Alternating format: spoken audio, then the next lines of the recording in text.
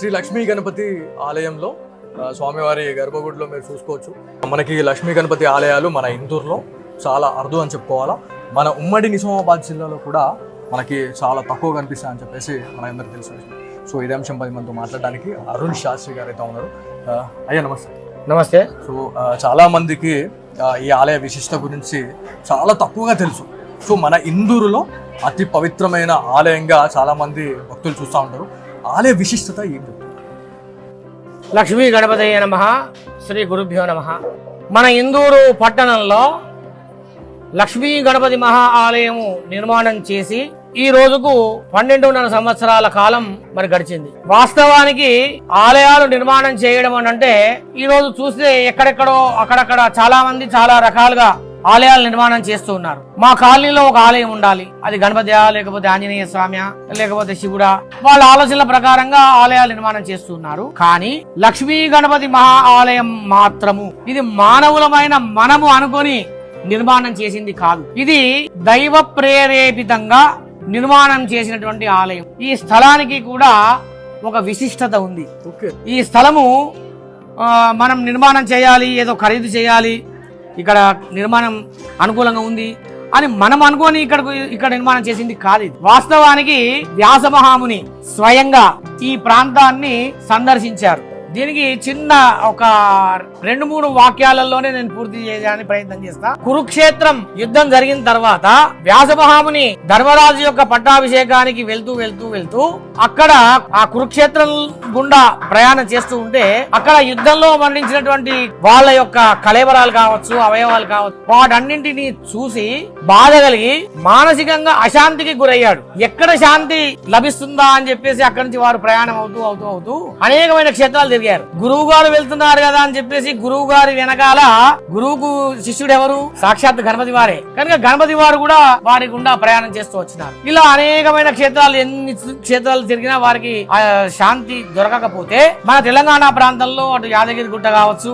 అలాగే మనం ప్రసిద్ధంగా చెప్పుకునే సిద్ధరామేశ్వర స్వామి దేవాలయం ఎక్కడ మన బిక్కునూరు దగ్గర, అక్కడి నుంచి కాలభైరవ స్వామి రామారెడ్డి, అక్కడి నుంచి మనం ఇక్కడ లక్ష్మీ గణపతి ఏదైతే కొలువై ఉన్నాడో ఈ స్థానానికి వచ్చాం. ఈ స్థానానికి వచ్చిన తర్వాత సాయంకాలం సంధ్యా సమయం అయింది. దానికోసము వ్యాసమహాముని పక్కనే ఉన్న ఒక కోనేరులో వాటర్ తెచ్చుకొని నీరుని తెచ్చుకొని సంధ్యావందనం ముగించుకున్నాడు. పూర్తి అయిన తర్వాత అశరీరవాణి ఒక వాక్యం వారికి ఉపదేశం చేసింది. ఓ నానా వ్యాస, నువ్వు ఏదైతే మానసికమైన అశాంతికి గురయ్యి శాంతి కోసం ప్రయత్నిస్తున్నావో నీకు ఆ రూట్ మ్యాప్ చెప్తాను, నువ్వు అక్కడికి వెళ్ళమని చెప్తూ ఇక్కడ నుంచి నువ్వు నైరుతికి వెళ్ళు.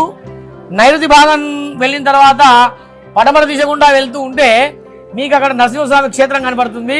అక్కడి నుంచి వాయవ్య దిశకు వెళ్తే మీకు గోదావరి నది ఉంటుంది. ఆ నది యొక్క ఆవల ఒడ్డున నీకు నీ మానసిక స్థితికి సరైనటువంటి ఒక శాంతి అనేది అక్కడ లభిస్తుంది, అక్కడికి వెళ్ళువని చెప్పినారు. అందుకని వ్యాసుడు ఏం చెప్పినాడు? గణపతితో చెప్పారు, ఏమని? నాన్ను ఇంతవరకు అనుసరించావు, నేను ఎక్కడికి వెళ్లాలో నాకు రూట్ మ్యాప్ దొరికింది, ఆ శరీరం నాకు అనుగ్రహించింది, నేను ఇక్కడి నుంచి ప్రయాణం అవుతాను, నీవు ఇక్కడ ఉండిపో అని చెప్పినాడు. వ్యాసభావుని చెప్పినారు. ఆ వ్యాసభావుని ఇక్కడ ఉండిపో అని చెప్పినారు కనుక గణపతి వారు ఇక్కడ ఉన్నారు, లక్ష్మీ గణపతి వారు. కనుక ఈ స్థానానికి సాక్షాత్తు స్వామి వారు స్వయంగా అడుగులు వేసినటువంటి స్థానం అని చెప్పేసి దీని యొక్క ప్రాముఖ్యత నేను ఈ సందర్భంగా నేను మీకు చెప్పుకోవాలని వాస్తవికమైనటువంటి వార్త ఇది మాట. అలాగే వ్యాసుడు కూడా ఇక్కడ నుంచి కూర్నపల్లి నుంచి నరసింహస్వామి క్షేత్రం జానకంపేట, అక్కడి నుంచి గోదావరి తటం ఉంటే ప్రస్తుతం మనం ఎంచ బయట ఉన్న బాసర క్షేత్రాన్ని మనం చెప్పుకుంటాం. కనుక ఇక్కడ ఈ క్షేత్రానికి ఒక అద్భుతమైనటువంటి ప్రాశస్త్యం ఉంది. కనుక ఇక్కడ మన నిజామాబాద్ లో ఉన్నటువంటి వాళ్ళ జనాలే కాకుండా చుట్టూతా ఉన్న కరీంనగర్ కావచ్చు, లేదా కామారెడ్డి కావచ్చు, మెదక్ కావచ్చు, సంగారెడ్డి, అలాగే నాందేడ్ దగ్గర నుంచి కూడా చాలా మంది జనాలు ఇక్కడికి స్వామివారి దగ్గరికి దర్శనం కోసం వస్తూ ఉంటారు. ఇటువంటి కార్యక్రమాలు ప్రతి నెలలో వారంలో మరి ఇక్కడ నిర్వహణ జరుగుతూ ఉంటుంది. మరి దీనిని ఇంత పెద్దగా నిర్మాణం చేసినటువంటి ఆలయం బ్రాహ్మణుడిగా నాకు అసాధ్యం కనుక మా ట్రస్ట్ సభ్యులందరూ సహకరించినారు. మరొకటి ఏంటంటే మహా ఆలయాలు మానవుల చేతులలో ఉండకూడదు, మహనీయుల చేతులలో ఉన్నప్పుడు దాని యొక్క ప్రాశస్త్యం గొప్పగా ఉంటుంది. అందుకని ఆదిశంకరాచార్యుల వారు స్థాపన చేసిన శృంగేరి పీఠం ఏదైతే ఉందో మొట్టమొదటి పీఠం అది, ఆ పీఠాధీశ్వరుల యొక్క హస్తగతంగా దీన్ని మేము రాసిచ్చాను. దీని అంతా కూడా ఇప్పటి వరకు వ్యవస్థాపక అధ్యక్షులుగా నేను నిర్వహణ చేస్తూ ఉన్నాను. నాతో పాటు మా ట్రస్ట్ సభ్యులు కూడా ఉన్నారు. కార్యక్రమాలలో అన్నింటిలో భాగస్వామ్యం తీసుకుంటారు. గురువు గారే అంటే భారతీ తీర్థ మహాస్వామి వారు స్వయంగా మరి స్వామివారి యొక్క విగ్రహాన్ని ప్రాణ ప్రతిష్ఠ మంత్రాలని కూడా వారే చదివి ఇక్కడ ప్రాణ ప్రతిష్ఠ చేశారు. సామాన్యంగా గురువులు పీఠాధిపతులు వచ్చి శిష్యుల చేత నిర్వహింపజేస్తారు. కానీ ఈ ఆలయం మాత్రం, ఈ విగ్రహానికి మాత్రం ప్రాణ ప్రతిష్ఠ పూర్తి స్థాయిలో ఇక్కడ ఘనాపాట్లు ఎంతమంది ఉన్నా కూడా వారందరికి చెప్పినారు ఇక్కడ ఉన్నటువంటి స్థానం చాలా గొప్పది కనుక ఈ విగ్రహానికి ప్రాణ ప్రతిష్ఠను నేనే చేస్తాను అని భారతీ తీర్థ మహాస్వామి వారు స్వయంగా వారే నిర్వహణ చేసినారు ఈ ఆలయ ప్రతిష్ఠ. కనుక ఇంత అద్భుతమైనటువంటి రీతిలో సాగుతూ ఉన్నటువంటి ఈ లక్ష్మీ గణపతి ఆలయం ఈ రోజుకు కూడా అక్కడక్కడ ఉంటే ఉన్నాయేమో, కానీ మహా ఆలయాలు లక్ష్మీ గణపతి ఆలయాలు మాత్రము చాలా అరుదుగా ఉంటాయి. 1-2 ఆలయాలు నిర్మించినట్టు గుర్తు, మరి అవి ఈ స్థాయిలో మాత్రము కాదు. ఎక్కడ ఉన్నా గణపతి వారు వెలుగుతూనే ఉంటారు. కానీ భక్తులకు కొంగు బంగారంగా వారు ఏదైతే కోరుకుంటారో వారికి ప్రత్యక్షంగా స్వామివారు ప్రసాద రూపంలో వాళ్ళ కోరికలను తీర్చేటువంటి చక్కటి దైవము శ్రీ లక్ష్మీ గణపతి. ఈ రోజు గురించి మాట్లాడుకుంటే సంకష్టహార చతుర్థి రోజు స్వామివారిని దర్శించుకున్నాం. మనము పరమశివుడి గురించి మనం మాట్లాడుకుంటాం. చెంబెడు నీళ్లు పోస్తే చాలు పులకరించిపోతాడు అని చెప్పేసి మనం శివుని చెప్పుకుంటాం. దాంతోపాటు చిన్న గరక తీసుకొచ్చి సమర్పిస్తే వారు పులకరించిపోతారని చెప్పేసి కూడా మనం వింటాం. నిజము. దీని గురించి వాస్తవంగా మీరు అన్న దాంట్లో ఇది శివ కుటుంబానికి సంబంధించిన పరివారమే. గణపతి వారు కూడా వారి పుత్రులే. శివునికి నీరు మాత్రము హర హర ఓం నమ శివాయ పంచాక్షరి చెప్తూ వేస్తే చాలు వారు తృప్తి చెందుతారు. గణపతి వారు కూడా అంతే. కేవలం మనం ₹1 ఖర్చు పెట్టకుండా, ఎంత దూరం కూడా మనం ప్రయాణం చేయకుండా మన ఇంటి ముందు అనామకంగా మొలిచే గరగ ఉంటుంది. ఆ గరగను తీసుకొని వచ్చి గం గణపతి నమః అని చెప్తూ స్వామివారి పాదం ముందర దాన్ని భక్తిగా మనం పెట్టగలిగితే చాలు. దానితో మాత్రమే సంతృప్తి చెందే గొప్ప దైవము మన లక్ష్మీ గణపతి వారు. అంతేకాకుండా మీరు అన్నట్టుగా మన లక్ష్మీ గణపతి ఆలయంలో ప్రతి సంకష్ట చతుర్థి రోజున దాదాపుగా 1000 నుంచి 2000 మంది మధ్యలో మరి భక్తులు ఇందులో ఈ కార్యక్రమంలో సంకష్ట చతుర్థి రోజున పాల్గొంటారు. మరి భక్తుల సౌకర్యంగా ఇక్కడ అనేకమైన కార్యక్రమాలు ఉదయం నుంచి సాయంత్రం దాకా సుప్రభాతం సేవ నుంచి మొదలుకుంటే అభిషేకాలు, అలంకరణ, అలాగే ప్రతినిత్యము గణపతి హవనము. దాంతో పాటు ఈ రోజు విశేషంగా మరి అంటే సంకష్ట చతుర్థి రోజు విశేషంగా మరి పల్లకి సేవ అనేది కూడా ఉంటుంది. ఇందులో మూషక వాహనము, సూర్య వాహనము, చంద్రవాహనము, హంస వాహనము, అలాగే శేషవాహనము, వివిధ రకాల వాహనాలలో స్వామివారి యొక్క ఊరేగింపు ఉంటుంది. వచ్చినటువంటి భక్తులందరికీ కూడా అన్న ప్రసాదాన్ని కూడా మరి ఏర్పాటు చేయడం జరుగుతూ ఉంటుంది. దీంతో పాటు మంగళవారం రోజున ఈ సంకష్ట చతుర్థి రావడం చాలా విశేషం. ప్రతి మంగళవారం కూడా మేము ఇక్కడ వరసిద్ధి వినాయక అన్న ప్రసాద వితరణము అని చెప్పేసి మంగళవారం రోజున ఎంతమంది జనాలు వస్తే అంతమందికి అన్న ప్రసాదాన్ని కూడా మేము ఏర్పాటు చేస్తూ ఉన్నాం. మరి భక్తులకు ఎంతవరకు సౌకర్యం చేయాలో వాటన్నింటినీ కూడా ఆలోచించి మరి నిర్వహణ చేస్తూ పోతూ ఉన్నాం. మరి విశేషంగా మరి భక్తులందరికీ కూడా విన్నపం, రండి, ఆలయాన్ని దర్శించండి. ఆలయం లోపల ఉన్న స్వామి వారికి కనీసం ఒక గరక మాత్రమైన మరి సమర్పణ చేసి స్వామివారి యొక్క అనుగ్రహాన్ని పొందండి అని చెప్పేసి ఈ సందర్భంగా నేను ప్రత్యేకంగా మన ఇందూరు నగర ప్రాంతీయులైన వాళ్ళందరికీ కూడా, భక్తజనులందరికీ కూడా నేను మీ మీడియా ద్వారా వారికి నేను మనవి చేస్తా ఉన్నా. లక్ష్మీ గణపతి నమః. జై శ్రీరామ్. జై లక్ష్మీ గణపతి. శ్రీ లక్ష్మీ గణపతి ఆలయంలో స్వామివారి గర్భగుడిలో మీరు చూసుకోవచ్చు. మనకి లక్ష్మీ గణపతి ఆలయాలు మన ఇందూరులో చాలా అరుదు అని చెప్పుకోవాలా. మన ఉమ్మడి నిజామాబాద్ జిల్లాలో కూడా మనకి చాలా తక్కువ కనిపిస్తాయి అని చెప్పేసి మనందరికీ తెలుసు. సో ఇదే అంశం 10 మందితో మాట్లాడడానికి అరుణ్ శాస్త్రి గారు అయితే ఉన్నారు. అయ్యా నమస్తే. నమస్తే. సో చాలా మందికి ఈ ఆలయ విశిష్టత గురించి చాలా తక్కువగా తెలుసు. సో మన ఇందూరులో అతి పవిత్రమైన ఆలయంగా చాలా మంది భక్తులు చూస్తూ ఉంటారు. ఆలయ విశిష్టత ఏంటి? లక్ష్మీ గణపతయే నమః. శ్రీ గురుభ్యో నమః. మన ఇందూరు పట్టణంలో లక్ష్మీ గణపతి మహా ఆలయము నిర్మాణం చేసి ఈ రోజుకు 12.5 సంవత్సరాల కాలం మరి గడిచింది. వాస్తవానికి ఆలయాలు నిర్మాణం చేయడం అని అంటే ఈ రోజు చూస్తే ఎక్కడెక్కడో అక్కడక్కడ చాలా మంది చాలా రకాలుగా ఆలయాలు నిర్మాణం చేస్తూ ఉన్నారు. మా కాలనీలో ఒక ఆలయం ఉండాలి, అది గణపతియా లేకపోతే ఆంజనేయ స్వామియా లేకపోతే శివుడా, వాళ్ళ ఆలోచనల ప్రకారంగా ఆలయాలు నిర్మాణం చేస్తున్నారు. కానీ లక్ష్మీ గణపతి మహా ఆలయం మాత్రము ఇది మానవులమైన మనము అనుకొని నిర్మాణం చేసింది కాదు. ఇది దైవ ప్రేరేపితంగా నిర్మాణం చేసినటువంటి ఆలయం. ఈ స్థలానికి కూడా ఒక విశిష్టత ఉంది. ఓకే. ఈ స్థలము మనం నిర్మాణం చేయాలి, ఏదో ఖరీదు చేయాలి, ఇక్కడ నిర్మాణం అనుకూలంగా ఉంది అని మనం అనుకోని ఇక్కడ నిర్మాణం చేసింది కాదు ఇది. వాస్తవానికి వ్యాస మహాముని స్వయంగా ఈ ప్రాంతాన్ని సందర్శించారు.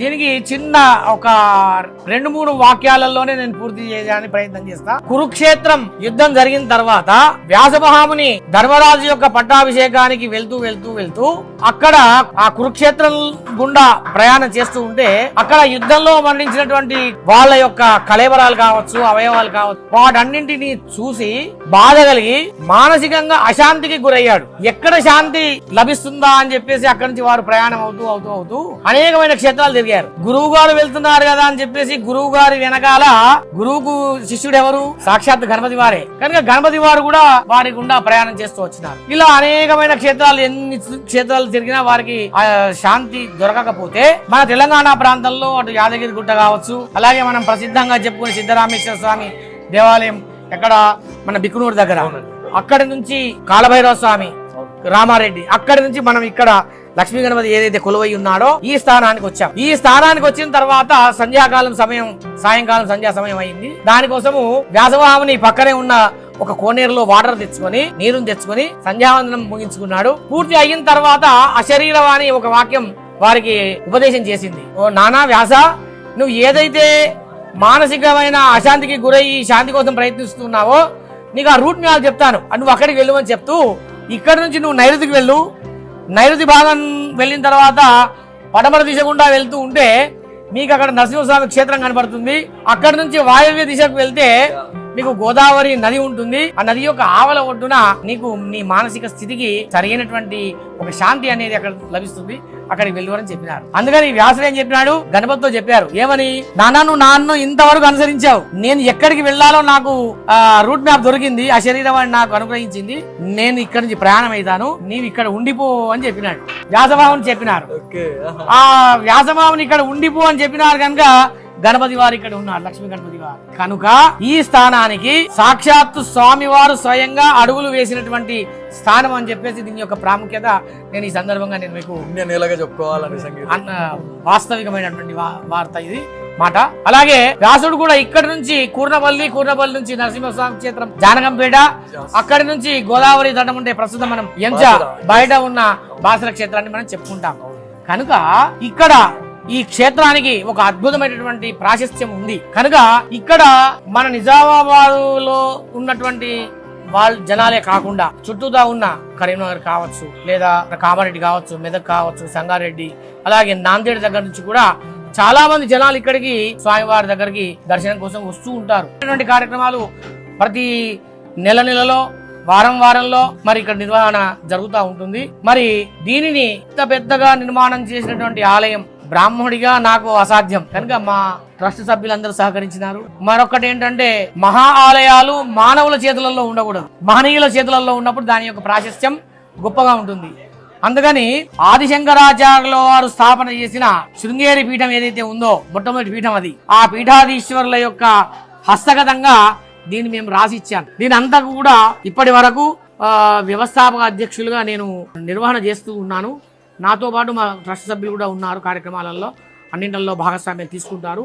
గురువు గారే అంటే భారతీయ తీర్థ మహాస్వామి వారు స్వయంగా మరి స్వామివారి యొక్క విగ్రహాన్ని ప్రాణ ప్రతిష్ఠ మంత్రాలని కూడా వారే చదివి ఇక్కడ ప్రాణ ప్రతిష్ఠ చేశారు. సామాన్యంగా గురువులు పీఠాధిపతులు వచ్చి శిష్యుల చేత నిర్వహింపజేస్తారు. కానీ ఈ ఆలయం మాత్రం, ఈ విగ్రహానికి మాత్రం ప్రాణ ప్రతిష్ఠ పూర్తి స్థాయిలో ఇక్కడ ఘనాపాట్లు ఎంతమంది ఉన్నా కూడా వారందరికి చెప్పినారు ఇక్కడ ఉన్నటువంటి స్థానం చాలా గొప్పది కనుక ఈ విగ్రహానికి ప్రాణ ప్రతిష్ఠను నేనే చేస్తాను అని భారతీయ తీర్థ మహాస్వామి వారు స్వయంగా వారే నిర్వహణ చేసినారు ఈ ఆలయ ప్రతిష్ఠ. కనుక ఇంత అద్భుతమైనటువంటి రీతిలో సాగుతూ ఉన్నటువంటి ఈ లక్ష్మీ గణపతి ఆలయం ఈ రోజుకు కూడా అక్కడక్కడ ఉంటే ఉన్నాయేమో, కానీ మహా ఆలయాలు లక్ష్మీ గణపతి ఆలయాలు మాత్రం చాలా అరుదుగా ఉంటాయి. 1-2 ఆలయాలు నిర్మించినట్టు గుర్తు, మరి అవి ఈ స్థాయిలో మాత్రము కాదు. ఎక్కడ ఉన్నా గణపతి వారు వెలుగుతూనే ఉంటారు. కానీ భక్తులకు కొంగు బంగారంగా వారు ఏదైతే కోరుకుంటారో వారికి ప్రత్యక్షంగా స్వామివారు ప్రసాద రూపంలో వాళ్ళ కోరికలను తీర్చేటువంటి చక్కటి దైవము శ్రీ లక్ష్మీ గణపతి. ఈ రోజు గురించి స్వామివారు. మాట్లాడుకుంటే సంకష్టహార చతుర్థి రోజు స్వామివారిని దర్శించుకున్నాం. మనము పరమశివుడి గురించి మనం మాట్లాడుకుంటాం. చెంబెడు నీళ్లు పోస్తే చాలు పులకరించిపోతాడు అని చెప్పేసి మనం శివుని చెప్పుకుంటాం. దాంతోపాటు చిన్న గరక తీసుకొచ్చి సమర్పిస్తే వారు పులకరించిపోతారని చెప్పేసి కూడా మనం వింటాం. నిజము. దీని గురించి వాస్తవంగా మీరు అన్న దాంట్లో ఇది శివ కుటుంబానికి సంబంధించిన పరివారమే. గణపతి వారు కూడా వారి పుత్రులే. శివునికి నీరు మాత్రము హర హర ఓం నమ శివాయ పంచాక్షరి చెప్తూ వేస్తే చాలు వారు తృప్తి చెందుతారు. గణపతి వారు కూడా అంతే. కేవలం మనం ₹1 ఖర్చు పెట్టకుండా, ఎంత దూరం కూడా మనం ప్రయాణం చేయకుండా, మన ఇంటి ముందు అనామకంగా మొలిచే గరగ ఉంటుంది. ఆ గరగను తీసుకొని వచ్చి గం గణపతి నమః అని చెప్తూ స్వామివారి పాదం ముందర దాన్ని భక్తిగా మనం పెట్టగలిగితే చాలు. దానితో మాత్రమే సంతృప్తి చెందే గొప్ప దైవము మన లక్ష్మీ గణపతి వారు. అంతేకాకుండా మీరు అన్నట్టుగా మన లక్ష్మీ గణపతి ఆలయంలో ప్రతి సంకష్ట చతుర్థి రోజున దాదాపుగా 1000 నుంచి 2000 మంది మధ్యలో మరి భక్తులు ఇందులో ఈ కార్యక్రమంలో సంకష్ట చతుర్థి రోజున పాల్గొంటారు.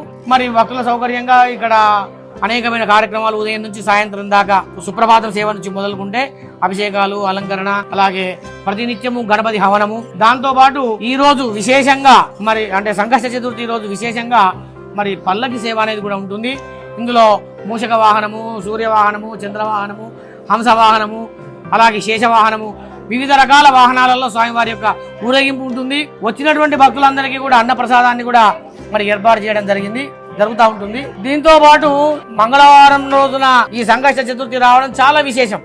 ప్రతి మంగళవారం కూడా మేము ఇక్కడ వరసిద్ధి వినాయక అన్న ప్రసాద వితరణము అని చెప్పేసి మంగళవారం రోజున ఎంతమంది జనాలు వస్తే అంతమందికి అన్న ప్రసాదాన్ని కూడా మేము ఏర్పాటు చేస్తూ ఉన్నాం. మరి భక్తులకు ఎంతవరకు సౌకర్యం చేయాలో వాటన్నింటినీ కూడా ఆలోచించి మరి నిర్వహణ చేస్తూ పోతూ ఉన్నాం.